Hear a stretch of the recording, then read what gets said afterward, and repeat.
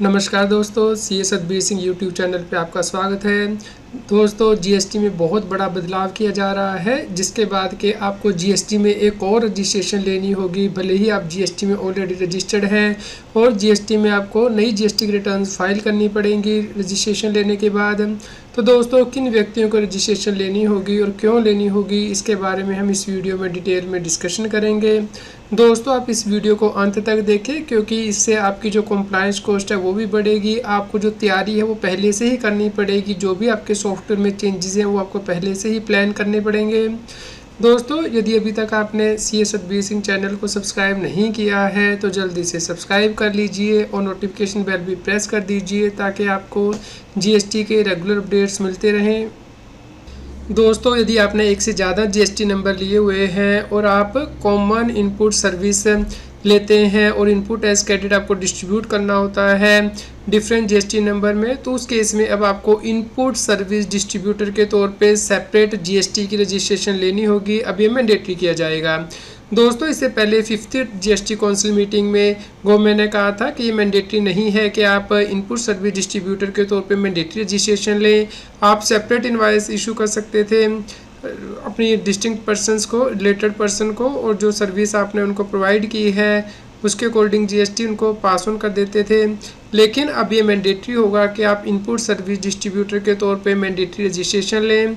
दोस्तों, चलिए चलते हैं 50th जीएसटी काउंसिल मीटिंग में जो डिसीजन लिया गया था उसे देखते हैं। दोस्तों, 50th जीएसटी काउंसिल मीटिंग में कहा गया था कि यदि आप डिस्टिंक्ट पर्सनस हैं, यानी कि मान लीजिए आपके एक से ज़्यादा जीएसटी नंबर है और एक ब्रांच दूसरी ब्रांच को कोई सर्विस देती है, जैसे कि हेड ऑफिस ब्रांच को सिक्योरिटी सर्विस देता है, तो उस केस में जो कॉमन इनपुट सर्विस ली गई है थर्ड पार्टी से, उनका जो इनपुट एज क्रेडिट है वो पास ऑन किया जाता था जो रिलेटेड पर्सन है उनको। तो उस केस में आपको इसे पास ऑन करने के लिए इनपुट सर्विस डिस्ट्रीब्यूटर के तौर पे रजिस्ट्रेशन लेनी मैंडेटरी नहीं थी।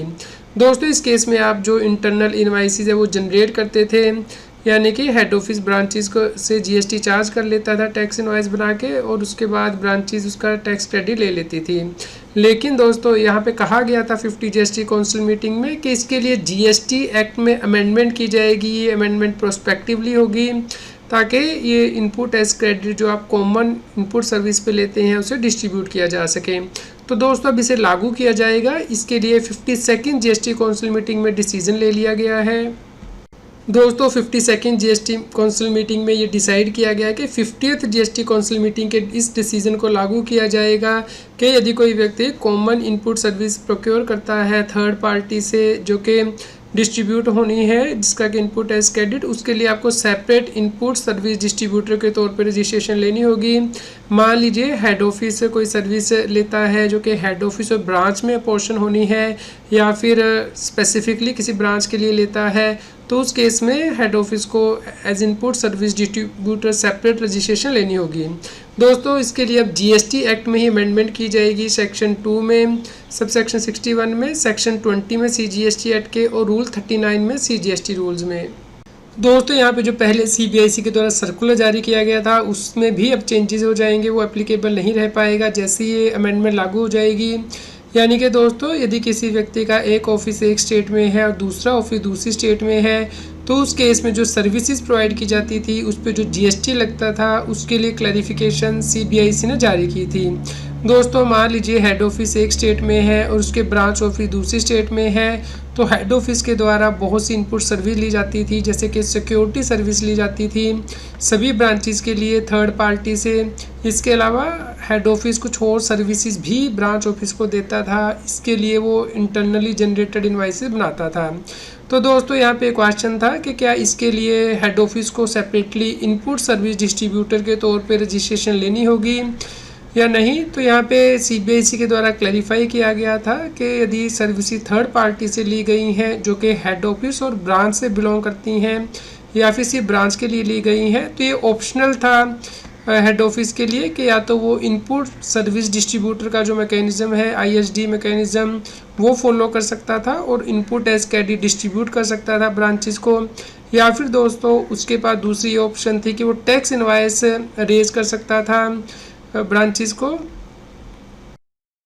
दोस्तों इसके साथ ही सीबीआईसी ने एक और क्लैरिफिकेशन भी जारी की थी कि यदि हेड ऑफिस कोई ऐसी सर्विस देता है जिसके ऊपर के जीएसटी लगता है लेकिन ब्रांच ऑफिस को इसका पूरा इनपुट टैक्स क्रेडिट मिल जाता है, तो क्या उस केस में भी हेड ऑफिस को टैक्स इनवॉइस रेज करनी ज़रूरी होती है ब्रांचेस को? और इस सर्विस को देते हुए क्या जो एम्प्लॉई की कॉस्ट है जैसे कि सैलरी इनकर होती है, क्या उसे भी ऐड किया जाएगा?